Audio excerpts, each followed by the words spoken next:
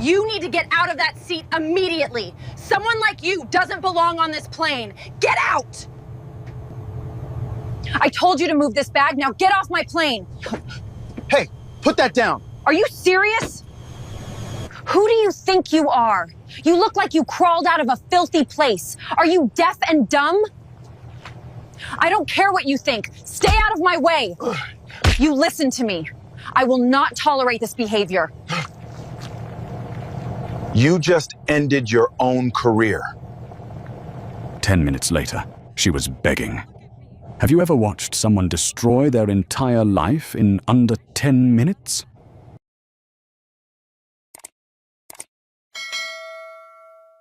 Get your ass out of that seat, right now.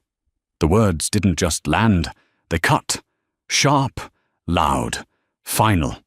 The cabin went still. Not silent. Not completely. You could still hear the low hum of the engines idling outside. The faint click of a suitcase wheel somewhere behind row 3, a glass shifting on a tray in the galley. But inside that narrow space between rows, something snapped. Conversations died mid-sentence. Eyes lifted. Breaths paused. Brenda Collins stood over him, her jaw tight, lips pulled back just enough to show teeth. Not a smile. Never a smile. Her finger pointed past him, toward the rear of the aircraft, like she was directing traffic, not speaking to a human being. "Did you hear me?" she said, louder now. "This section isn't for you." The man didn't move. Marcus Reynolds sat in the wide leather seat like he had always belonged there.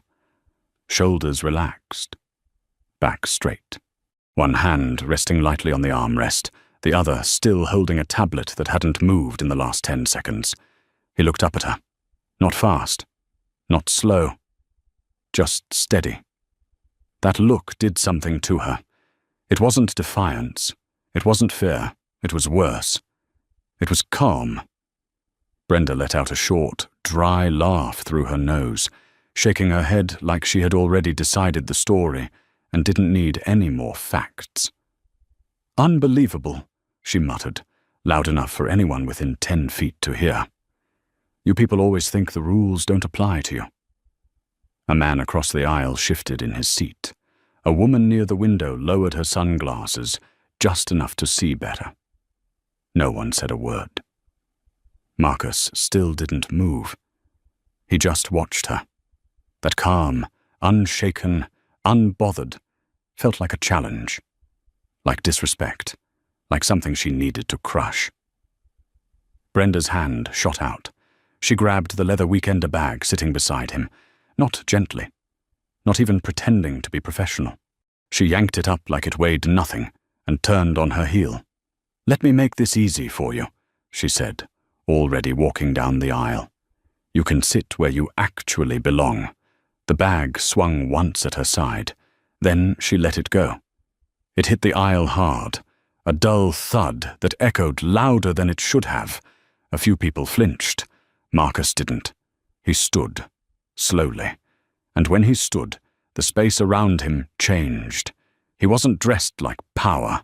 No suit, no polished shoes, just a black hoodie, worn jeans, sneakers that had seen better days.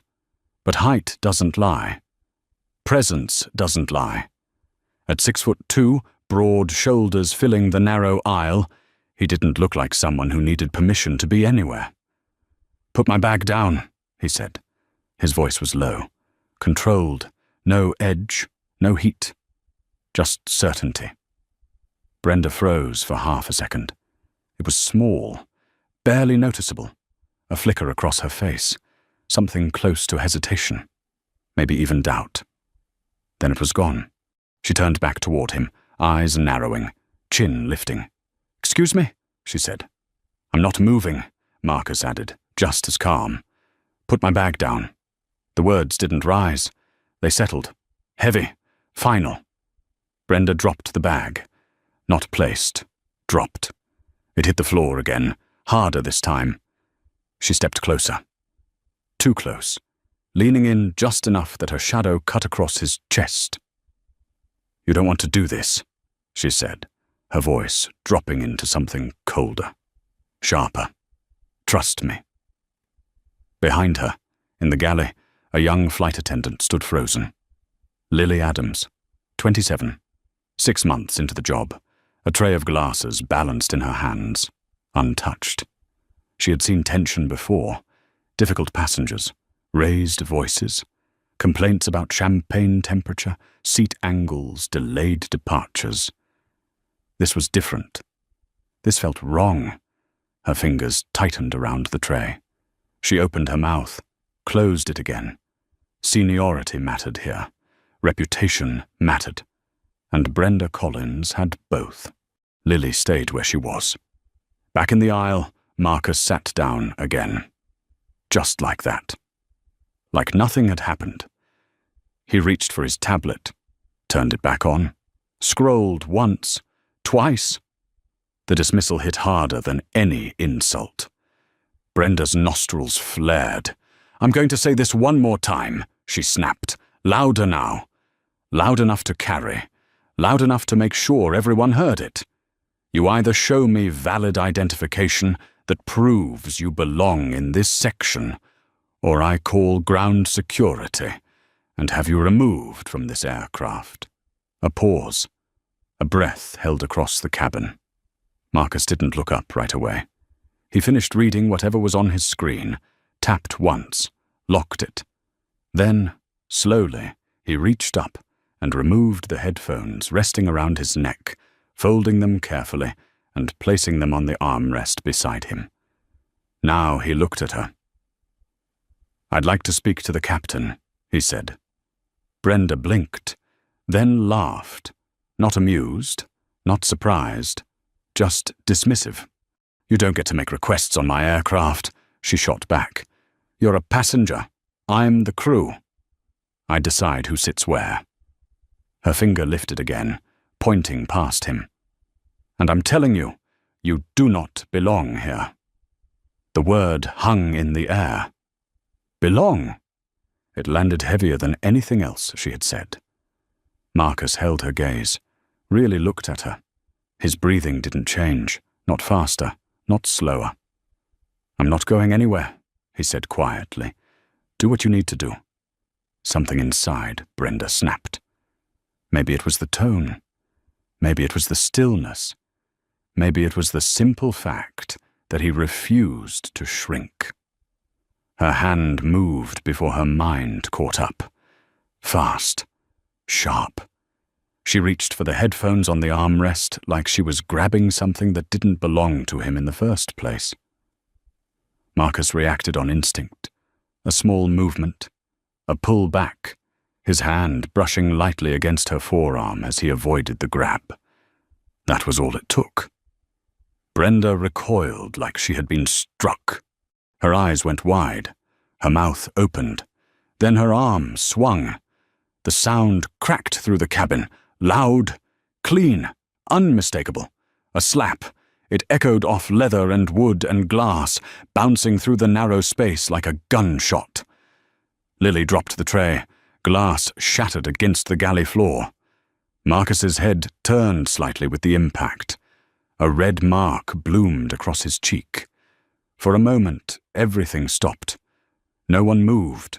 No one spoke. Brenda stood there, chest rising and falling, finger already pointing again, voice shaking, not with fear, but with fury. "Don't you ever put your hands on me," she said. "I saw what you did. You grabbed me." Her tone shifted mid-sentence. Controlled, measured, practiced. "I have every right to defend myself." She straightened her uniform, smoothed her hair. "I'm calling security," she added, voice now steady, almost rehearsed. "You're getting off this plane." Marcus didn't answer. He didn't argue. He didn't even look angry. He just reached slowly into the pocket of his hoodie. 2 fingers. Deliberate. Unhurried. Brenda took a step back. He pulled out his phone. The screen was already on. A red dot blinked in the corner. Recording. The timer read 14 minutes, and counting. He set it face up on the armrest, tapped the screen once, then looked at her, and spoke. Soft, cold, precise. "Everything you just did," he said, "is right there. 14 minutes and counting. The red timer blinked like a heartbeat. Steady, unforgiving." Brenda Collins stared at the phone. For a second, something cracked beneath the surface. Not guilt, not regret. Something colder. Calculation. She inhaled slowly, straightened her shoulders, lifted her chin. Then she smiled. Not soft, not nervous. A hard, practiced smile. The kind worn by people who had survived every complaint, every warning, every close call, and walked away untouched. "Record whatever you want," she said, voice smooth now, almost bored. "When security gets here, we'll see who they believe." Her eyes flicked down at Marcus's hoodie, his worn sneakers, the absence of anything that looked like money or status. "A senior crew member," she continued, turning slightly so her voice carried, "or some random guy who forced his way into a restricted section." Random. The word landed, heavy and deliberate. Across the aisle, a man shifted in his seat, clearing his throat, but saying nothing. A woman near the window looked down at her hands, pretending to adjust a bracelet that didn't need adjusting. The silence wasn't empty. It was loaded, thick with the quiet decisions people make when they choose not to get involved. In the galley, Lily Adams didn't move. Her hands hovered over the broken glass on the floor, dustpan tilted, pieces trembling against the metal edge. Her chest felt tight, too tight, like the air had thinned without warning. She had seen everything, every second, the tone, the accusation, the bag hitting the floor, the reach, the flinch, the slap. There had been no attack, no threat. Just a line crossed. Clearly. Completely. Her eyes flicked to Marcus. He hadn't raised his voice once, hadn't stood aggressively, hadn't done anything that matched the story Brenda was already preparing to tell. Lily swallowed. Her grip tightened on the handle of the dustpan. "Say something." The thought came sharp, urgent. "Say something now."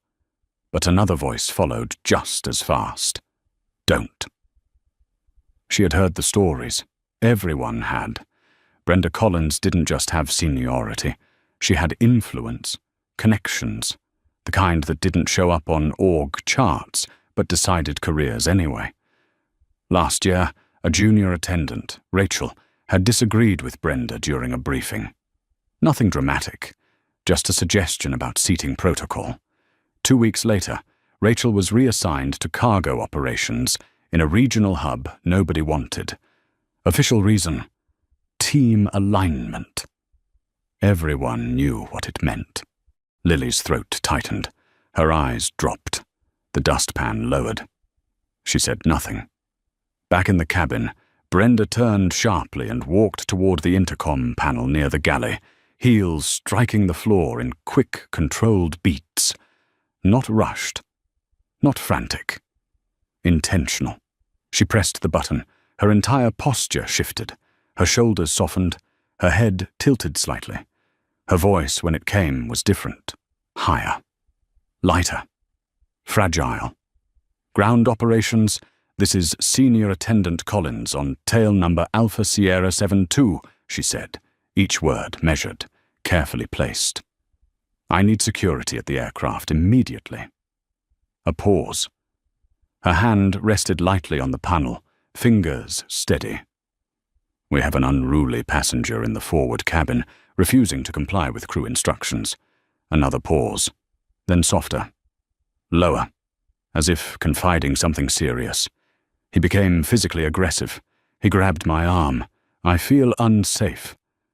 The words hung there, manufactured, polished, perfect. "Please send someone now." She released the button. The shift was instant. Her shoulders squared again, her chin lifted. The softness vanished like it had never been there. She turned back toward the cabin. Calm, composed, victimized. A performance so seamless it would have convinced anyone who hadn't seen what actually happened. Marcus watched her the entire time, didn't interrupt, didn't react. His eyes followed her movements the way someone watches a clock tick down to something inevitable. The phone on the armrest continued recording. 14 minutes, 48 seconds, 49, 50. Every second another layer of truth she couldn't take back. Brenda stopped a few feet away from him, arms crossing again, reclaiming her position.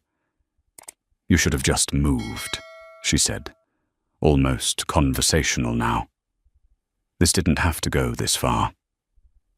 Marcus tilted his head slightly, studied her. Not angry, not surprised, just observing. "You're still talking," he said quietly, glancing once at the phone, then back at her. The reminder landed. Brenda's jaw tightened for a fraction of a second. Then she forced a small laugh. "Go ahead," she said. "Keep recording. It's not going to save you." Behind her, the cabin door creaked open. Footsteps, heavy, measured. Two figures stepped inside. Ground security. One older, late 50s, grey at the temples. Face calm, unreadable. Years of experience written in the way he moved. Slow, deliberate, never rushed. The other younger, early 30s, tense, alert. One hand resting near his radio, like he expected trouble before he even saw it. Brenda moved immediately, intercepted them before they took 2 steps forward. "Thank you for coming so quickly," she said, stepping into their path, voice still carrying that carefully crafted tremor. "The passenger is right there." She pointed toward Marcus without looking at him. "He forced his way into this section," she continued, words flowing now, confident, rehearsed. "I asked him multiple times to move. He refused. Then he grabbed me. The younger officer's posture stiffened. The older one, his badge read Sullivan, didn't react. He just listened, eyes steady, face neutral." Brenda gestured again, more animated now. "I had to defend myself," she added. "He's been hostile ever since. I want him removed immediately." Sullivan nodded once, slow, measured. Then he stepped past her, walked down the aisle, each step unhurried. He stopped in front of Marcus, looked at him, really looked, not at the hoodie, not at the sneakers, at him. "Sir," he said, voice calm, even. "I'm Officer Sullivan with ground security. I'm going to need to see some identification." Marcus didn't hesitate. No sudden movement. No resistance. He reached into his back pocket, pulled out his wallet, opened it, handed over his driver's license. Sullivan took it, glanced down, then back up at Marcus, then down again. Something changed. Small, subtle but real. A pause, just a fraction longer than necessary. His eyes lingered on the name. Marcus Reynolds. Sullivan handed the license back. Didn't say anything. Didn't ask another question. Instead, he turned slightly away from the aisle, lifting his radio. "Ground Ops, this is Sullivan," he said quietly. "I need a client verification on this aircraft." The cabin held its breath. Silence stretched. 10 seconds. 15. 20.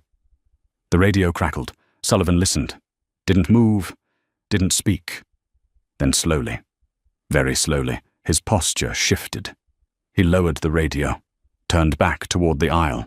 But he wasn't looking at Marcus anymore. He was looking at Brenda, and the expression on his face had changed. Not confusion. Not uncertainty. Something heavier. Something closer to disbelief. And just behind that, anger.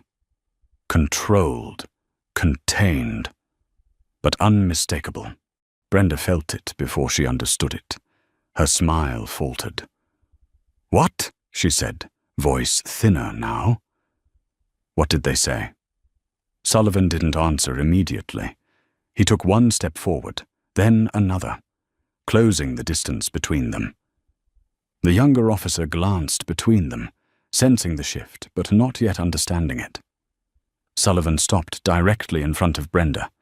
His voice, when it came, was still calm, but different, colder. "Ma'am," he said, "I'm going to need you to step aside." Brenda blinked, confused. "No, you don't understand," she said quickly. "He's the problem. He needs to be removed." Sullivan didn't move, didn't raise his voice, didn't repeat himself. He just looked at her. And in that look was something final. Something that hadn't been there a moment ago. Something that told her, without a single word, that whatever she thought was happening wasn't. Not anymore. He's not going anywhere. The words didn't come from Marcus. They came from Sullivan. Calm, flat. Absolute. Brenda blinked like she hadn't heard him right. "Excuse me?" Her voice cracked on the last word, just slightly, just enough to betray the first hint of something slipping. Sullivan didn't look at her when he answered. His eyes stayed on Marcus for half a second longer, then shifted back. "Ma'am, step aside." There was no aggression in it, no volume, but it carried weight, the kind that doesn't invite debate. The younger officer shifted his stance, uncertainty flickering across his face. He glanced at Sullivan, then at Marcus, then back at Brenda. Something in the room had changed, and he felt it without knowing why. Brenda forced a laugh. Too quick, too sharp. No, you don't understand. He assaulted me. I told you. He grabbed my arm. He refused to comply. "Aye, that's enough," Sullivan said. He didn't raise his voice. He didn't need to. The interruption landed like a door closing. Brenda stopped mid-sentence. Her mouth stayed open for a second, words caught somewhere between intention and reality. Her eyes darted. Sullivan, the younger officer, Marcus, the phone on the armrest still blinking red. 14 minutes, 59 seconds, 15 minutes. The timer rolled over.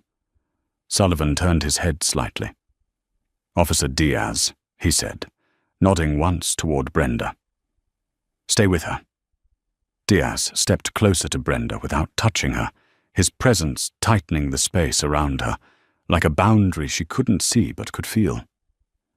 Sullivan walked back to Marcus. Different now, subtle but clear.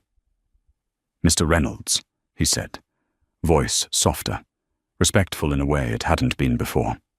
"I apologize for the disturbance." Brenda's head snapped toward them. "What?" Marcus didn't answer right away. He watched Sullivan the same way he had watched Brenda earlier. Measured, quiet, assessing. "Is there anything you need from us right now?" Sullivan asked. Marcus leaned back slightly in his seat. The movement was small, but it changed everything. He wasn't the man being questioned anymore.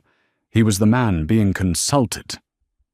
Brenda took a step forward before Diaz shifted, blocking her path just enough to stop her without making it obvious. "What is going on?" she demanded, her voice rising again, the control she'd carefully constructed starting to fracture. "He's the one causing the problem. You need to remove him." Sullivan didn't even look at her. Marcus's gaze drifted to the phone on the armrest, the red light still blinking, then back to Sullivan. "I need her off my aircraft," he said. 3 words, no emphasis, no anger. But they landed like concrete. The cabin felt it. Every person watching, pretending not to watch, felt it. Brenda froze. Her lips parted, closed, opened again. "You're what?" she said, the words stumbling over each other. "No, that doesn't make any sense. Look at him." She stopped herself. Too late. The sentence hung there, unfinished but understood. Look at him. Sullivan's jaw tightened. For the first time, he turned to face her fully. "Ma'am," he said, each word deliberate. "This aircraft is registered to Horizon Axis Group, a beat. Mr. Marcus Reynolds is the owner and principal client on file." The words didn't echo. They didn't need to. They dropped. Heavy. Final. Brenda's face drained. Not slowly. Instantly. Like someone had pulled the color out of her. Her eyes flicked to Marcus. Really looked this time. Not at the hoodie. Not at the shoes. At him. And for the first time since she stepped onto the aircraft, she saw something she hadn't allowed herself to see before. Power. Real power. The kind that doesn't announce itself. The kind that waits. The kind that doesn't need permission. "No," she said, shaking her head, a small, frantic motion. That can't be right.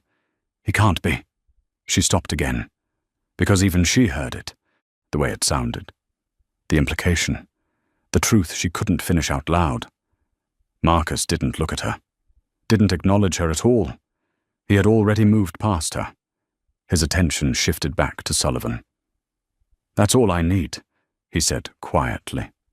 Sullivan nodded once. Understood. Behind him, Diaz straightened slightly, his confusion replaced by something sharper, awareness catching up to reality.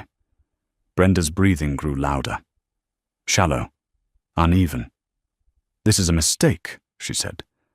But the certainty was gone. "There's been some kind of misunderstanding. I was just doing my job. I was following protocol." Her voice reached for authority. Found none. From the galley, something moved. Lily Adams stepped forward. Slow. Careful. Every step felt heavier than the last. Her hands were empty now. The broken glass cleaned up. But her fingers still trembled. She had watched everything. Felt everything. Said nothing. Until now. "Officers," she said, her voice barely above a whisper at first. No one turned. Then again. Stronger. "I need to tell you what actually happened." The words cut through the tension like a crack in glass. Sullivan turned. Diaz turned. Brenda's head snapped toward her, eyes wide, something close to panic flashing for the first time. "Lily, don't," Brenda said quickly, stepping toward her. "You don't understand the situation." But Lily didn't stop. She couldn't. Not now. She stepped fully into the aisle, shoulders tight, chin lifting just enough to hold her voice steady. "I was in the galley the entire time," she said, looking directly at Sullivan. "I saw everything." Brenda's voice dropped, sharp and venomous. "You need to be very careful what you say next." Lily's throat tightened. Her hands curled slightly at her sides. Fear was still there. Loud, heavy, but something else pushed through it. Something stronger. "I am," she said. Then she took a breath and told the truth. Mr. Reynolds was already seated when Miss Collins approached him. She began. He showed her his booking confirmation. She dismissed it. She took his bag without permission and tried to move it. Sullivan's eyes didn't leave her. Diaz's posture shifted again, listening now, really listening. Lily's voice steadied as she continued. He stood up and asked her to stop. She dropped his bag on the floor. Then she came back and demanded he leave again. Brenda shook her head, a sharp, frantic motion. That's not what happened." Lily didn't look at her. Couldn't. If she did, she might stop. "She reached for his personal belongings," Lily said, each word clearer now. He pulled back. "That's all. He didn't grab her. He didn't touch her in any aggressive way." The cabin held its breath. "She slapped him," Lily finished. "Full force. Then she said she was going to report him for assault." Silence. Not empty. Not passive. Heavy. Alive. Brenda took a step forward, her face twisting, anger breaking through the fear. You've been here 6 months. 6 months. You don't know how this works. You don't know what you're doing. Her voice rose, sharp, cracking at the edges. When this is over, I will make sure you never work another flight. That's enough. Sullivan again. This time harder. Final. Brenda stopped. The words died in her throat. The authority she had leaned on all morning. Gone. Replaced by something else. Something colder. Accountability. Sullivan stepped forward, close enough now that Brenda had to tilt her head slightly to look at him. "Ma'am," he said, his tone no longer neutral, no longer distant. "You need to stop talking." And for the first time since this began, she did. The cockpit door opened with a soft click. Not loud, not dramatic, but in that moment, it might as well have been a gunshot. Every head turned. Captain Daniel Brooks stepped into the aisle, headset still hanging around his neck, one hand resting briefly against the frame of the door as if he needed a second to take in what he was walking into. He had been listening. Not everything. Not every word. But enough. Enough to know this wasn't a routine delay, not a seating issue, not a difficult passenger. Something had gone wrong. Badly. His eyes moved quickly. Brenda, pale, rigid. Lily, shaking but standing firm. Sullivan, calm but no longer neutral. And then Marcus, seated, still, unmoved. There was a pause, short, sharp, the kind that only exists right before a decision is made. "What's going on?" Brooks asked. No edge, no accusation, just controlled authority. Sullivan stepped forward first. "Captain, we've verified the principal client on this aircraft." He didn't look at Brenda when he said it. "Mr. Marcus Reynolds." Brooks didn't react immediately, but something in his face tightened. A flicker. Recognition. Then he looked directly at Marcus. Really looked. Not at the hoodie, not at the posture, at the man. And in that second, everything aligned. Brooks exhaled slowly. Not relief, not frustration, understanding. He turned. Not to Marcus, to Brenda. "Miss Collins," he said. Her name sounded different coming from him. Not familiar, not collegial. Official. She straightened instinctively, like muscle memory kicking in even as everything else slipped. "Captain, I can explain," she started. "No," he said. The word cut clean. No volume, no force, but final. Her mouth closed. Brooks stepped closer, measured, controlled, every movement precise. "I've heard enough," he continued, "and I've been briefed. A beat. Based on what I have heard and what has been confirmed, you are relieved of duty on this flight." The words didn't land all at once. They unfolded. Slow, unavoidable. Brenda blinked. Once. Twice. What?" she said, the composure she had clung to all morning finally slipping. "Captain, that's not. I was following protocol. He was non-compliant." "That is not what happened," Brooks said. Not louder, just clearer.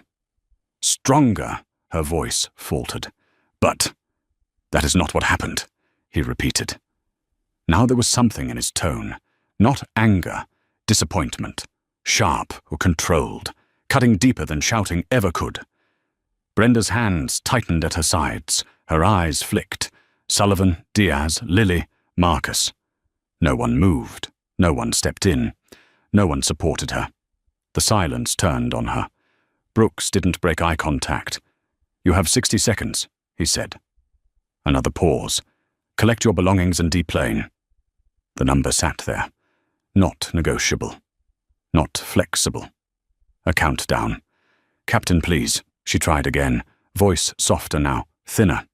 "If you just let me explain, that was not a request." Now there was steel, hard, unyielding. 60 seconds, he repeated. Starting now. Brenda stood there, frozen. Her eyes moved quickly, searching for something, someone to anchor to. Nothing. No one. She looked at Marcus. For a moment, just a moment, like she might say something. Apologize, argue, beg. Marcus didn't look back. He had already turned away. Tablet back in his hands, like she had already ceased to exist. That hurt more than anything. Brenda swallowed. Hard. Then she moved. Fast. Too fast. The composure was gone. The polished control replaced by something frantic, uneven. She turned toward the galley, grabbing her bag with a sharp motion, nearly knocking into the counter as she did. A glass rattled. Almost fell. She caught it just in time, hands shaking. Lily stepped back instinctively, giving her space. Their eyes met for half a second. Brenda's glare burned, not just anger, something deeper. Betrayal. You did this, she whispered, low, venomous, meant only for Lily. Lily didn't respond. Couldn't. She just held her ground. Brenda turned away. Walked down the aisle. Not the controlled, confident stride from earlier. This was different. Uneven. Her heels clicked out of rhythm now. Too fast. Too sharp. Each step louder than it should have been. Passengers shifted as she passed. Not openly. Subtle, but noticeable. A slight lean away. Averted eyes. A tightening of shoulders. The room had changed, and she felt it. At the front of the cabin, the door was already open. Air from outside slipped in, cool, thin, carrying the faint smell of jet fuel and cold asphalt. She stopped at the top of the air stairs. Turned. For one last look. Her mouth opened. Nothing came out. What could she say? There were no words left that would matter. Inside the cabin, no one moved. No one spoke. Marcus didn't look up. Brooks stood still, arms behind his back. Sullivan and Diaz remained in place. Lily stood near the galley, hands still, eyes steady. Brenda looked at them all, then back at Marcus. One last time. He didn't move, didn't acknowledge her, didn't give her anything. The silence was the answer. She turned, stepped out. The door closed behind her, a soft sound, but final. The cabin held still for a few seconds longer. Then Brooks exhaled. A slow release. He turned back toward Marcus, walked down the aisle. Each step measured. Intentional. When he reached him, he stopped. Not looming. Not imposing. Just present. "Mr. Reynolds," he said. "Different now. Respect. Clear. Unmistakable. I sincerely apologize for what occurred." Marcus looked up. For the first time since the door closed, their eyes met. Brooks didn't look away. Didn't rush. Didn't over-explain. He let the moment stand, then added, "This should never have happened." A beat. Marcus studied him, long enough to matter, then gave a small nod. Not forgiveness, not dismissal. Acknowledgement. "Make sure it doesn't happen again," he said. Quiet, but it carried. Not just to Brooks, to the room, to everyone listening. Brooks nodded once, understood. Behind him, Sullivan stepped back slightly, giving space. Diaz followed. The tension didn't disappear. It shifted, settled into something else, something heavier. Consequences. Marcus reached for his phone, the recording still running. 15 minutes, 43 seconds. He tapped the screen. Stopped it. The red light disappeared. But what it had captured remained. Permanent. Unchangeable. He placed the phone down, picked up his tablet, and just like that, he moved on. Around him, the cabin slowly began to breathe again. Soft. Careful. like people waking up from something they didn't fully understand, but knew they wouldn't forget. In the galley, Lily exhaled, a breath she didn't realize she had been holding. Her hands were still shaking, but she was still standing. And that mattered.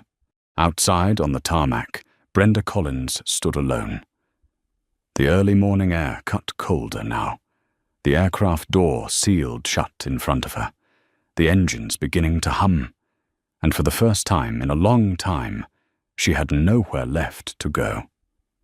The engines rose from a low hum to a steady, rising thrum. The aircraft pushed back from the gate with quiet precision, tires rolling over cold concrete, lights reflecting off the polished fuselage like nothing had happened. Inside, everything looked normal again. But it wasn't. The silence had changed. It wasn't tension anymore, it was awareness. Passengers shifted in their seats, slower now, more deliberate. A man who had pretended to read his newspaper lowered it halfway, eyes still fixed on Marcus. A woman near the window took a sip of champagne, but didn't taste it. Conversations returned, but softer, cautious, like people unsure how loud they were allowed to be after witnessing something they weren't supposed to see. Marcus didn't notice, or if he did, he didn't show it. He sat exactly as he had before. Tablet open, shoulders relaxed, breathing steady, as if the last 15 minutes hadn't happened at all. But they had, and somewhere deep beneath the stillness, something had shifted. Not anger. Not yet. Something colder, more precise. In the galley, Lily Adams poured coffee into a white porcelain cup. Her hands trembled slightly. The liquid rose to the rim, steady but close to spilling. She stopped just in time, set the pot down, exhaled. Her reflection caught in the stainless steel surface for a second, eyes wider than usual, shoulders still tight, posture not quite settled. "You okay?" The voice came from behind her. Soft. Careful. She turned. Captain Brooks stood just inside the galley entrance, arms crossed loosely, not imposing, not commanding. Just present. Lily nodded too quickly. "Yes, sir. I'm fine." He studied her for a second. "Not long. Just enough. You did the right thing," he said. "No praise. No ceremony. Just fact." Lily swallowed. Her throat felt dry. "I almost didn't," she admitted, quieter now. Brooks didn't respond immediately. He looked past her for a moment, out toward the cabin, where Marcus sat alone in the same seat that had nearly triggered everything. "Most people don't," he said finally.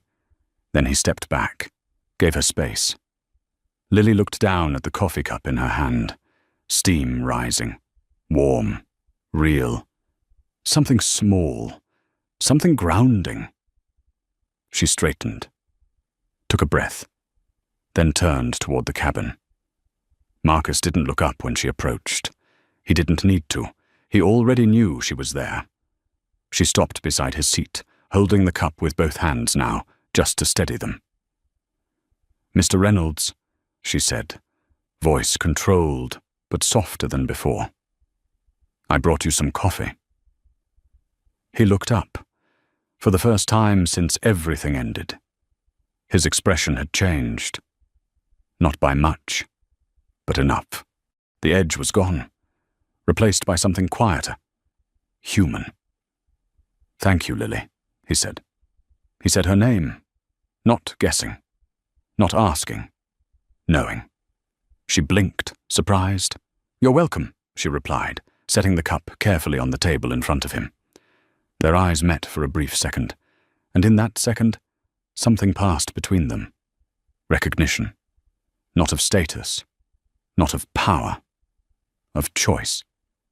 She nodded once, then stepped back, returned to the galley before the emotion could catch up to her.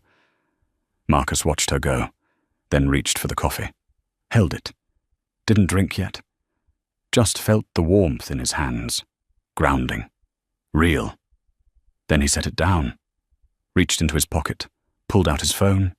The screen lit up. Notifications. Dozens. Emails. Messages. Missed calls. He ignored them all.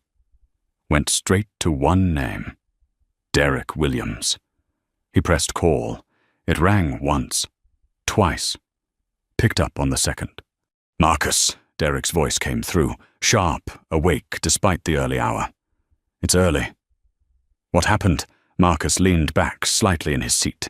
His voice didn't change. Calm. Measured. Controlled. "I need you to move on something," he said. A pause. Short. Focused. "I'm listening." Marcus didn't rush. He didn't dramatize. He laid it out. Piece by piece. The approach, the words, the bag, the slap, the lie, the recording, every detail. Clean, precise. No emotion. Just facts. On the other end of the line, Derek didn't interrupt. Didn't ask questions. He just listened. When Marcus finished, there was a longer pause. Then, "Send me the recording," Derek said. "I will." Another pause. Then Derek exhaled. Slow. Controlled. "I've watched you walk away from things like this before," he said. "More times than I can count." Marcus didn't respond. Because it was true. He had. Every time. Until now. "This one," Derek continued, his voice tightening just slightly, "you don't walk away from." Marcus's gaze drifted to the window, the runway sliding past, the city beyond it, still waking up, still unaware. "I wasn't planning to," he said. The words settled. Final. On the other end, Derek didn't hesitate. "Good," he said. "Then we do this right." Marcus nodded once, even though Derek couldn't see it. "What's the timeline?" Marcus asked. "Immediate," Derek replied. "We file an assault complaint with the airport authority. Full recording attached. Then we notify Skylux's legal department. Formal demand. 48 hours for response." Marcus listened. Already ahead. "And internally?" he asked. "We force an investigation," Derek said. "Full employee history. Prior complaints. Patterns. We don't let them bury this." A beat. "And the contract?" Marcus asked. Derek didn't hesitate. "We put them on notice," he said. 12 million a year is leverage. Use it." Marcus's eyes narrowed slightly. Not anger. Focus. "Draft everything," he said. "I'll review before we land." "You'll have it," Derek replied. The line went quiet, but neither of them hung up yet. Then Derek added, "Quieter now. This isn't just about you." Marcus looked down at the phone, at his reflection in the dark screen. He knew. "Send me the file," Derek said again. Then the line clicked, disconnected. Marcus lowered the phone, placed it on the table, next to the coffee. Still untouched. Outside, the aircraft lifted, smooth, effortless, the ground falling away beneath them. Inside, nothing moved. But everything had already changed. Marcus reached for the coffee, took a sip, then set it down, and opened his tablet again. But this time, he wasn't reading. The aircraft leveled off above a thin layer of clouds, the sky opening into a pale blue that looked calm from a distance and unforgiving up close. Inside, the cabin lights softened. Service resumed. But nothing felt routine. Not really. Captain Brooks stepped back into the cockpit, the door sealing behind him with a quiet click that carried more weight than it should have. He removed his headset, placed it carefully on the console, then leaned forward, both hands resting on the edge of the panel. The co-pilot glanced over. Everything good back there. Brooks didn't answer right away. He stared at the instrument display, but he wasn't seeing numbers. He was seeing the last 10 minutes. The tone, the accusation, the slap, the look on Marcus Reynolds' face, calm, unmoved, and then those 3 words. "My aircraft." Brooks exhaled slowly. "No," he said. The co-pilot shifted slightly. "Bad passenger." Brooks shook his head once. No, he repeated. Quieter now. Bad decision. He straightened, reached for the intercom switch, paused, then let it go. Not yet. Timing mattered. Everything mattered now. In the cabin, Marcus sat still, but his attention had shifted. Not outward, inward. The tablet in his hand displayed a document, but the text blurred at the edges. Numbers, projections, acquisition timelines, all of it still there, still important, but no longer the priority. His phone buzzed once, then again, then again. He didn't look. Not yet. Across the aisle, the man with the newspaper finally folded it down completely. He leaned slightly toward Marcus, hesitated, then spoke. "Sir," he said, voice low, careful, like stepping into something he wasn't sure he belonged in. "I just want to say, that was handled with a lot of restraint." Marcus turned his head, met his eyes. The man was in his 60s, clean suit, silver hair, the kind of face that had seen enough to recognize when something mattered. Marcus gave a small nod. "Thank you," he said. Nothing more. The man nodded back. That was enough. He returned to his seat. Didn't push further. Didn't ask questions, because something about Marcus made it clear this wasn't over. Not even close. In the galley, Lily rinsed a cup under warm water, the steady stream grounding her in something real. Her reflection in the metal surface looked different now. Not calmer. Stronger. A shadow moved behind her. She turned. Officer Sullivan stood at the entrance, hands resting loosely at his sides. "We'll be deplaning once we land," he said. "Reports already being filed." Lily nodded. "Okay." He studied her for a second. "You did the right thing," he said again. Different tones this time. Less reassurance, more acknowledgement. She let out a breath. "I almost didn't," she admitted. Sullivan's mouth tightened slightly. "Most people don't," he said. A beat. Then he added, "That's how this kind of thing keeps happening." The words lingered. Not accusatory, just true. Lily looked down at her hands, then back up. "I didn't want to be part of it," she said. Sullivan nodded once. "That's the line," he replied. He turned to leave. Paused. "Mr. Reynolds," he added, glancing toward the cabin. "He's going to make sure it doesn't get buried." Lily followed his gaze. Marcus sat exactly where he had been. Still. Focused. Unshaken. And for the first time, she understood something she hadn't before. This wasn't just a passenger. This was someone who could move things, change things. Outside, at 30,000 feet, the aircraft cut through open sky, leaving a clean white trail behind it.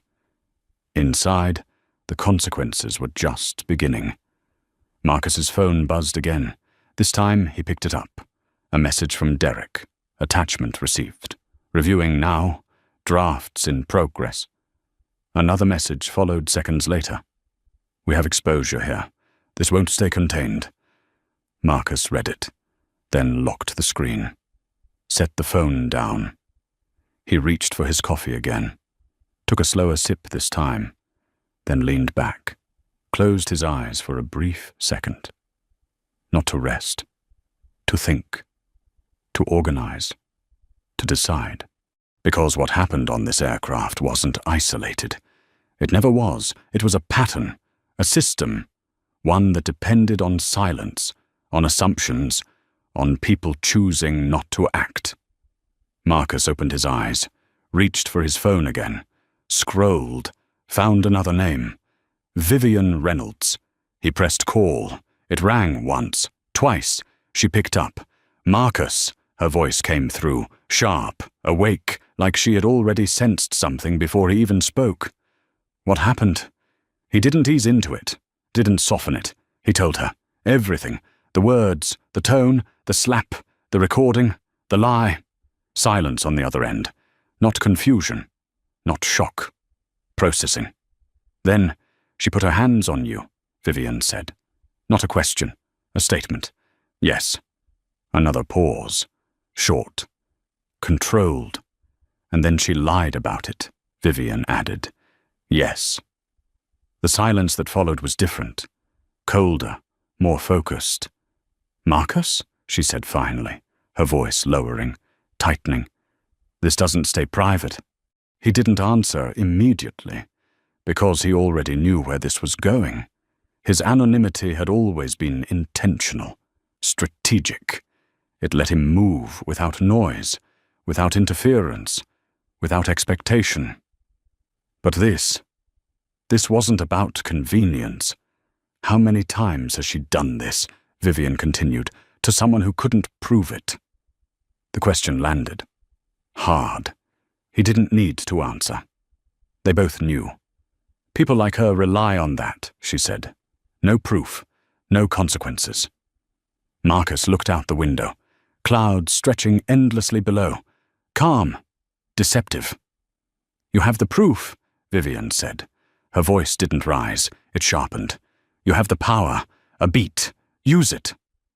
The words didn't push, they aligned, with something already there. Marcus closed his eyes again, just for a second, then opened them. Decision made. Call Sandra Cole, he said. On the other end, Vivian didn't hesitate. I already was going to, she replied. The line went quiet, but not empty. Purpose filled the space now. Marcus lowered the phone, placed it on the table, then reached for the tablet again. This time, the numbers came into focus, not because they mattered more, because everything now connected. The deal, the company, the aircraft, the incident. It wasn't separate.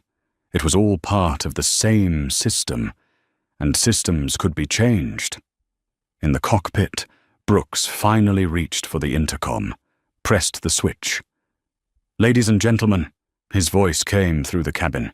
Steady, controlled. This is your captain speaking. A pause. We appreciate your patience earlier. We are now cruising at altitude and expect a smooth flight ahead. He stopped there. Didn't explain. Didn't justify. Because some things didn't need to be said out loud. The passengers listened, heard the words, but felt something else. That something had happened. Something real. Something that wasn't going away. Marcus didn't react. He just sat there. Calm. Still. But beneath it, everything was already in motion. By the time the aircraft began its descent, the story was already moving faster on the ground than it ever had in the air. In a glass-walled office overlooking Midtown Manhattan, Derek Williams stood at his desk, sleeves rolled up, tie loosened, eyes fixed on 3 screens at once. The recording played on a loop, muted now. But he didn't need the audio anymore. He knew every frame, every word, every second. 14 minutes and 32 seconds. That was all it took. He paused the video at the exact moment of impact. Brenda's hand mid-swing, Marcus's head turning slightly. The freeze frame held there like evidence carved in stone. Send it, Derek said. Across the room, his associate didn't hesitate. The email was already drafted. To Skylux Aviation Legal Department.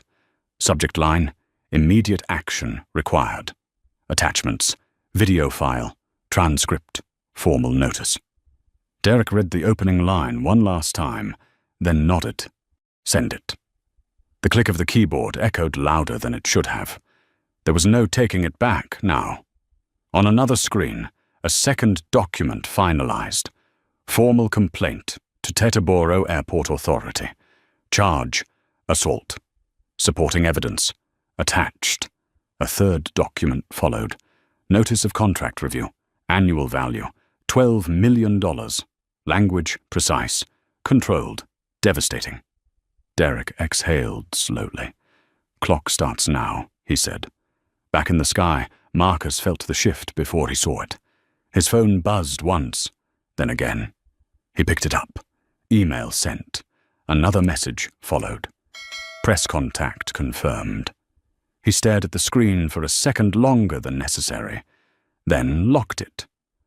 Across from him, the man with the newspaper watched quietly. "You don't seem surprised," he said. Marcus glanced up. "I'm not," he replied. The man studied him, then nodded. "Figured as much," he said, leaning back. "Men like you don't get caught off guard. Not for long." Marcus didn't answer, because that wasn't entirely true. He had been caught off guard. Not by the insult. Not by the assumption. Those were familiar. What caught him was how easy it had been for her. How natural. How practiced. That was the part that stayed with him. In the galley, Lily leaned against the counter for just a second, letting her shoulders drop. Her phone buzzed in her pocket. She hesitated, then checked it. Unknown number. She almost ignored it. Almost. But something told her not to. "Hello? Is this Lily Adams?" The voice was professional. Direct. "Yes. This is Sandra Cole. I'm an investigative journalist. I believe you were present on a Skylux charter flight this morning." Lily froze. Her grip tightened on the phone. "How did you—" "We have the recording," Sandra said. "And your name came up." A pause. Short. "Careful. I'd like to ask you a few questions." Lily's heart started to pound. Fast, loud. This was real, not just a moment, not just a decision. Consequences. Exposure. "Am I in trouble?" she asked. Sandra didn't answer right away. "No," she said finally. "But what you say next matters." Lily closed her eyes for a second, saw it again. The slap, the lie, the silence that followed, then her own voice breaking through it. "I told the truth," she said. "I know," Sandra replied. Another pause. "Are you willing to stand by it?" The question landed heavier than anything before it, because this wasn't about one moment anymore. This was about everything after. Lily opened her eyes, looked out toward the cabin, at Marcus, still seated, still calm, still unshaken, and she understood something. He had taken the first step, but he wouldn't be the only one affected. "No," she said quietly, then corrected herself. "Yes." Her voice steadied. "Yes, I will." Sandra didn't respond immediately, but when she did, there was something different in her tone. Respect. "Then we'll talk when you land," she said. The line clicked. Gone. Lily lowered the phone slowly. Her reflection stared back at her again. This time it didn't look uncertain. It looked decided. On the tarmac below, in a small office near the private terminal, a man sat staring at his computer screen like it had just betrayed him. Nathan Brooks, CEO of Skylux Aviation. 20 years building a brand on discretion, precision, control. He had opened the email 10 minutes ago. He hadn't moved since. The video played again, muted, but the silence was louder than sound. He watched Brenda's face, the words forming, the bag dropping, the hand rising, the impact. He leaned back slowly, both hands resting flat on the desk. His coffee sat untouched beside him, cold, forgotten. "Jesus," he muttered. Not disbelief, recognition. Because this wasn't just an incident. This was exposure. His phone rang. He stared at it. Didn't answer. It rang again. Then stopped. A second later it buzzed with a voicemail. He ignored it. Clicked replay. Watched again. Frame by frame. Like if he studied it long enough, it might change. It didn't. It only got worse. He reached for his phone. Scrolled. Found Marcus Reynolds. Pressed call. It rang once. Twice. Then, Mr. Brooks. Derek. Not Marcus. Professional. Controlled. Cold. Nathan swallowed. "I need to speak with Marcus," he said. "I'm afraid Mr. Reynolds isn't taking calls at this time," Derek replied. "All communication will go through me." A pause. "Tight." "This is a serious situation," Nathan said. "I'm aware," Derek replied. Another pause. Then, "You've received our notice," Derek continued. "You have 48 hours to respond." Nathan leaned forward. "This doesn't need to escalate," he said quickly. "We can resolve this." Derek didn't hesitate. "It already has." Silence. Heavy. Final. The line went dead. Nathan lowered the phone slowly. For the first time in 20 years, he didn't know what to do. Back in the sky, the aircraft continued its descent. The city coming into view below. Sharp lines, defined edges, everything visible now. Marcus looked out the window, then back down at his phone. A new message. From Derek. "They're scrambling." He read it, then another. "Media interest confirmed." Another. "This won't stay quiet." Marcus locked the screen, set the phone down, and for the first time since the incident, a small shift crossed his face. Not satisfaction, not relief. Something else. Resolve. Because this was no longer about a seat, or a slap, or even one person.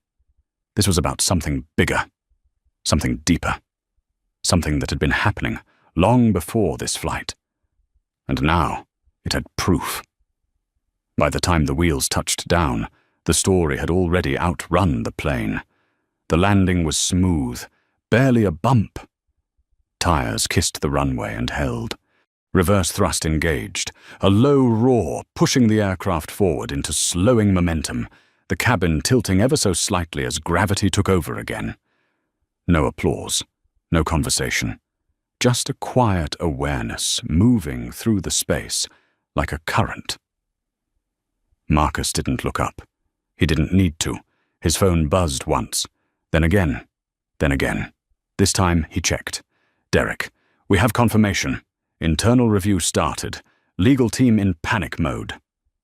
Another message followed seconds later. HR pulled her file. "You're going to want to see this." Marcus opened the attachment. 3 complaints, all from passengers of color. Different dates, different routes, same pattern. Dismissed. Closed. No action. His thumb hovered over the screen. Not surprised. That was the part that hit hardest. Not surprised. Across the aisle, the man with the newspaper leaned forward again, voice low. That wasn't the first time, was it? Marcus didn't answer.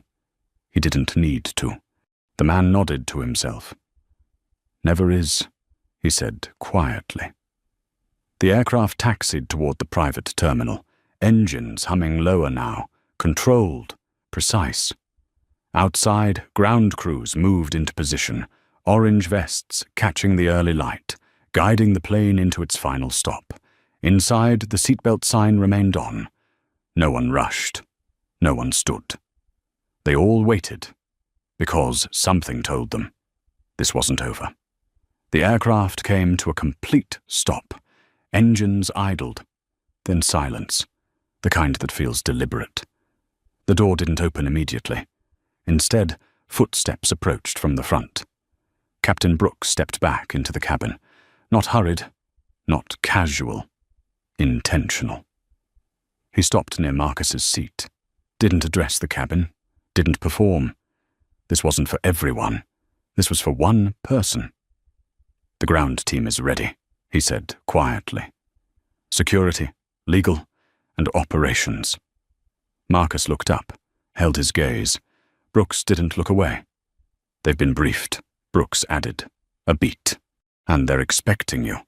Marcus nodded once. That was enough. Behind Brooks, Officer Sullivan reappeared, posture unchanged, but his presence sharper now. Not observational anymore. Procedural. "It'll be easier if we step off first," Sullivan said. Marcus stood, smooth, unrushed. The movement drew every eye in the cabin without effort. No announcement, no signal, just gravity. Real gravity. the kind that doesn't come from altitude. He reached for his bag, lifted it. Simple, ordinary. Then stepped into the aisle. As he moved forward, the passengers shifted. Subtle, respectful. No one spoke. No one stopped him. Because something about the moment made it clear. This wasn't just a man leaving a plane. This was something else. At the front, the door opened. Cool air rushed in. Fresh, sharp, real. Marcus stepped onto the air stairs, paused for half a second. Not hesitation. Observation. Then continued down. At the bottom, 3 people waited. 2 in suits, 1 in uniform. The suits stepped forward first. Mr. Reynolds, the older one said, extending his hand. David Harper, Sky Lux Legal. Marcus looked at the hand, then at the man. Didn't take it. Not yet. The second man spoke quickly. We want to apologize for what happened on behalf of the company. This is not reflective of our standards. Marcus held up a hand. Small gesture. Immediate effect. The word stopped. Mid-sentence. Not here, Marcus said. His voice wasn't raised. Didn't need to be. The air shifted. The men nodded. Understood. Behind them another figure approached. Sandra Cole, late 40s.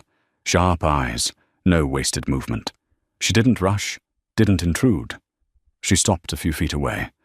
Waited. Marcus turned toward her. You got it? He asked. She nodded. Verified. Cross-checked. It's clean. A beat. I want your consent before anything goes live. Marcus looked back at the aircraft, at the open door, at the space where everything had happened, then back at her. Release it, he said. No hesitation. No condition. Sandra held his gaze for a second longer, then nodded once. Understood. She stepped back, already moving, already working. The first domino had fallen. Back inside the aircraft, the passengers finally began to move. Slowly. Carefully. The man with the newspaper stood, gathering his things. He glanced once more toward the front, then shook his head. About time, he muttered under his breath. In the galley, Lily stood still. She hadn't moved, not since Marcus stepped off. Her phone buzzed again. Sandra. We'll need a statement. Lily stared at the message. Her reflection stared back. Different now. Not unsure, not afraid. Aware. She typed. I'll give it. Then hit send. Outside, Marcus walked toward the terminal. No escort, no spectacle. Just Sullivan, a few steps behind. Not leading, not guiding. Respecting distance. Respecting position. Behind them, David Harper hurried to keep up. Mr. Reynolds, we are prepared to offer a full settlement, he said quickly. Immediate compensation, written apology, lifetime charter privileges. Marcus stopped, turned. The sudden halt forced Harper to stop mid-step, off balance, unprepared. Do you think this is about money? Marcus asked. The question wasn't loud, but it cut.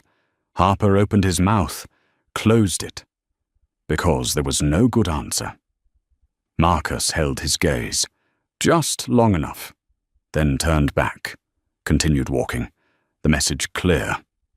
This wasn't negotiable. Inside the terminal, phones were already ringing, screens lighting up, names being mentioned, clips being shared, the recording. 14 minutes, 32 seconds. It was out, and it was spreading, fast. On a screen in the corner of the operations office, the video played. Muted, but unmistakable. The moment, the slap, the silence after. People gathered, watched, didn't speak, because they didn't need to. The truth was already there.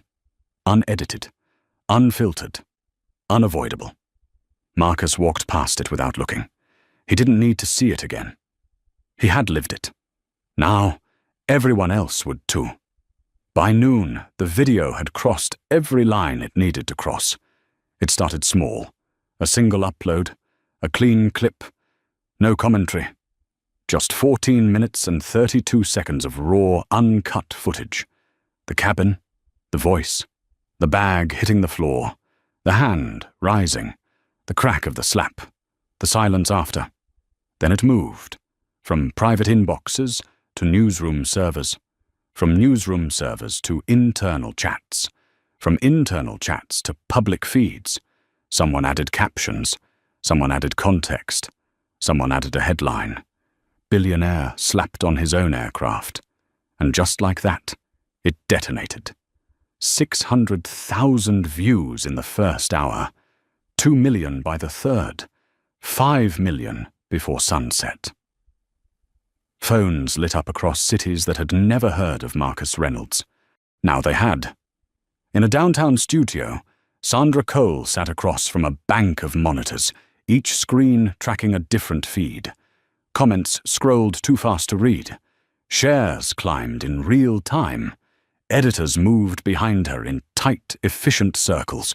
Voices low, urgent, focused. Audio clip is cleaner at minute 8, one producer said. Push that segment, another replied. That's the hook. Sandra didn't look away from the main screen. The moment played again. Brenda's voice, sharp and cutting. You don't belong here. The replay didn't soften it. It sharpened it. Do we have confirmation on prior complaints? Sandra asked. A researcher stepped in. 3 confirmed, all dismissed. Same manager signed off. Sandra nodded once. Add it to the piece, she said. Not speculation.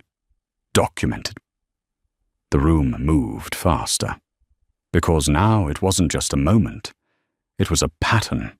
Across town, in a glass office that suddenly felt too exposed, Nathan Brooks stood with both hands braced against the edge of his desk, watching the same clip on a muted screen. Again, and again, and again. He had stopped counting.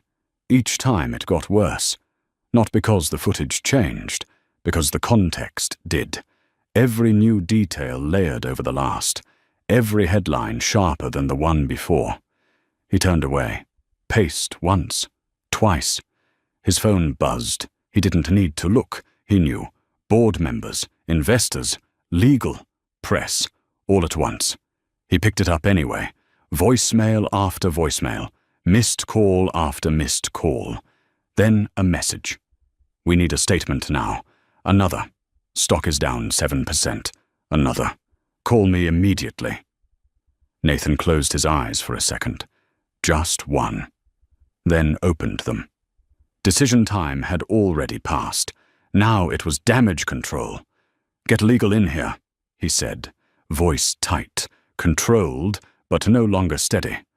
An assistant moved instantly. Minutes later, the room filled.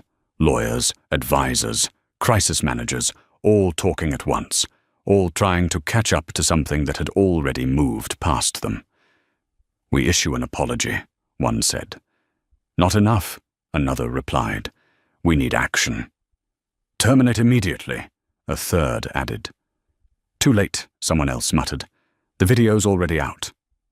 Nathan raised a hand. The room went quiet. Not because he was calm, because he wasn't. Where is she? He asked. Brenda Collins has been notified, one of the lawyers said. Termination is being processed. Processed, Nathan repeated, the word landing wrong. The lawyer hesitated. Effective immediately, he corrected. Nathan nodded slowly, but it didn't settle anything, because this wasn't just about one person anymore. He turned back to the screen, paused the video at the moment of impact, her hand against his face. Frozen. Permanent. How did this happen? He asked. No one answered, because everyone in that room knew the truth. It hadn't just happened. It had been allowed. Back in her apartment, Brenda Collins sat on the edge of her couch, phone in her hand, screen glowing in a dim room that suddenly felt smaller than it ever had before. The video played. Again. And again. She had watched it too many times already, but she couldn't stop, because each time she looked for something, a moment, a detail, anything that might make it look different. It never did. Her voice, her words, clear, unfiltered, ugly, her hand, the slap, unmistakable, her breathing quickened, shallow, her thumb hovered over the screen, comments scrolled beneath the video, fast, relentless. She assaulted him. Fire her. This is exactly what racism looks like. 12 years and nobody did anything. Her stomach turned. She scrolled faster, worse, every line worse than the last. She stopped, locked the screen. But it didn't help, because it was already out there, everywhere. Her phone rang, unknown number. She stared at it, let it ring. It stopped, then rang again. She answered this time. Hello? Ms. Collins, this is your attorney. Her breath caught. I saw the video, he continued. We need to talk immediately. I didn't, she started, but the words didn't come. Because even she had heard it, seen it. There was no version of that footage where she looked right. You don't speak to anyone else, the attorney said. No statements, no interviews, nothing. You let me handle this. Her grip tightened on the phone. I was defending myself, she said, but the conviction was gone. He moved first. Silence on the other end. Longer this time. Then, we'll discuss strategy, the attorney said carefully. But right now, you need to understand the situation. A pause. This is not good. The understatement hung there. Heavy. Final. The line clicked. Gone. Brenda lowered the phone slowly. Her hands shook. She looked around the apartment. Everything the same. Furniture, walls, pictures. Nothing had changed, except everything had. Back at the terminal, Marcus sat in a quiet conference room. The noise of the outside world filtered down to nothing. His phone rested on the table in front of him. Silent now, because he had turned it off. Across from him, Derek Williams closed a folder. It's moving faster than expected, he said. Marcus nodded. I know. Derek studied him. You're about to be very public, he added, whether you want to be or not. Marcus leaned back slightly, hands folded, calm. I don't care about being public, he said. I care about being clear. Derek nodded. That tracked. We've got leverage, Derek continued. But this isn't just leverage anymore. This is exposure. A beat. And exposure changes things. Marcus's gaze shifted briefly toward the window. People moving outside. Normal. Unaware. For now. Good, he said. The word settled, because that was the point. Not quiet resolution. Not private apology. Change. Real change. Derek closed the folder completely. Then we push, he said. Marcus didn't hesitate. We push. Outside, the story kept spreading. Faster, louder, bigger. And for the first time, it wasn't going to disappear. 3 weeks later, the courtroom was full before the doors even opened. Not crowded. Focused. Every seat taken by people who understood this wasn't just a case. It was a moment. Reporters lined the back wall, notebooks ready, cameras waiting outside.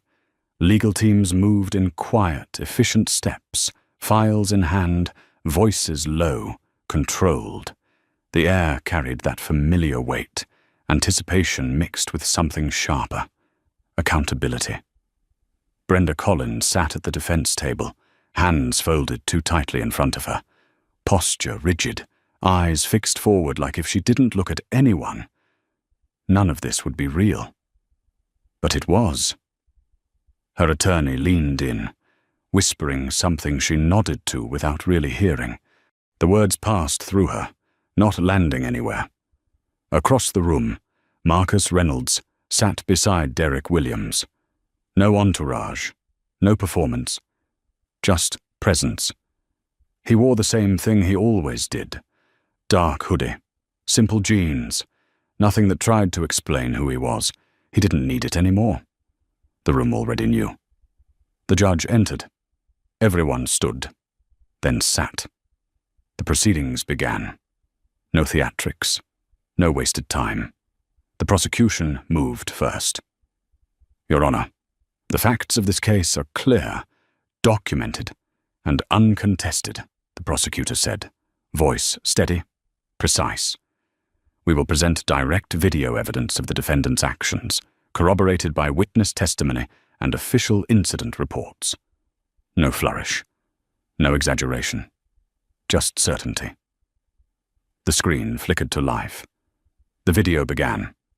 14 minutes, 32 seconds. No edits, no cuts. The cabin appeared on screen, quiet at first, then tightening as Brenda's voice cut through it again. The words landed harder in that room, not because they were louder, because there was nowhere for them to go. No escape, no reinterpretation, just truth. People shifted in their seats. Some leaned forward, others leaned back, but no one looked away. The moment came, the slap. The sound echoed through the courtroom exactly as it had in the cabin. Sharp, final, unmistakable. Then silence. The video ended. The screen went dark. The prosecutor didn't speak right away. He didn't need to. Call your first witness, the judge said. Lily Adams. She stood slowly, walked to the stand. Hands steady now, not shaking anymore. She took the oath, sat, and told the truth. Not dramatically, not emotionally, clearly, step by step, what she saw, what she heard, what actually happened. Her voice didn't break, because she wasn't trying to convince anyone. She didn't need to. The evidence had already done that. When she finished, she stepped down, returned to her seat, didn't look at Brenda, didn't look at Marcus. She didn't need to. Her part was done. Next came the captain's statement, read into the record, measured, direct, confirming protocol had not been followed, confirming the manifest had not been checked, confirming the situation had been mishandled from the start. Then, Brenda took the stand. Her attorney had prepared her. Stay calm, stay composed, show remorse, control the narrative. She tried. For the first few minutes it held, her voice steady, her posture controlled. I felt threatened, she said. I believed I was acting in self-defense. The words sounded rehearsed, because they were. The prosecutor stepped forward. No rush, no aggression. Just a question. Ms. Collins, can you explain to the court why you believed Mr. Reynolds did not belong in that seat? The room stilled. Brenda opened her mouth, closed it, opened it again. He didn't look like. She stopped. The words caught. Because finishing that sentence would make everything undeniable. The silence stretched. 12 jurors watched. The judge watched. The entire room watched. Shah swallowed. But the sentence didn't come. It didn't need to. Everyone had already heard it. The truth sat there, fully formed, even without being spoken. The prosecutor nodded slightly. No further questions. The jury deliberated. 80 minutes. That was all it took. When they returned, the room stood again. The foreperson held the verdict. Voice steady, guilty, count 1, guilty, count 2, guilty. The words landed. Final, irreversible. Brenda didn't react. Not visibly. She just sat there, still, empty, like something inside her had already shut down before the verdict was read. The judge spoke, measured, controlled. 18 months probation, 200 hours of community service, $15,000 fine, permanent record. Each consequence placed carefully, deliberately. Not excessive, not lenient, just enough. Because the punishment wasn't just in the sentence, It was in everything that followed. Outside the courtroom, cameras flashed, microphones extended, voices called out. Marcus didn't stop, didn't speak. He walked through it all the same way he had walked through the terminal, calm, unhurried, untouched. Derek stayed close, managing, deflecting, controlling the noise. But Marcus didn't look back, because he wasn't focused on what ended. He was focused on what started. Months later, the impact was still unfolding. Skylux Aviation released the results of an independent audit. Patterns confirmed, complaints ignored, processes broken, people terminated, policies rewritten. The CEO stepped down. Publicly, officially, the company survived, but not unchanged, not untouched. Lily Adams never went back. She didn't have to. A new offer came within days. Senior position, higher pay, more responsibility. She accepted. Not because it was better, because it was earned. And she had chosen the moment that made it possible. Marcus Reynolds didn't change. Not really. He still wore the same clothes, still moved without announcement, still preferred to be underestimated. But one thing was different. He didn't stay silent anymore. The foundation he launched began quietly. Legal support, real cases, real people, stories that would have disappeared before, now documented, now defended. Because what happened on that aircraft wasn't rare. It was just visible, for once. And that made all the difference. Marcus gave one interview. Only one. Short, direct. When asked what mattered most, he didn't talk about the verdict, didn't talk about the company. He said one thing. If I hadn't recorded that moment, this would have been a different story. He paused, looked straight at the camera. And we all know how those stories usually end. The clip circulated. Quietly, powerfully. And then he went back to his life, because the point was never attention. It was impact. Real. Lasting. Unavoidable. And somewhere out there, someone watched that video, heard those words, felt that moment, and understood something they hadn't before. That silence isn't neutral. It's a choice, just like speaking up is. If this story meant something to you, take a second to like and subscribe, and drop 3 words in the comments that stayed with you.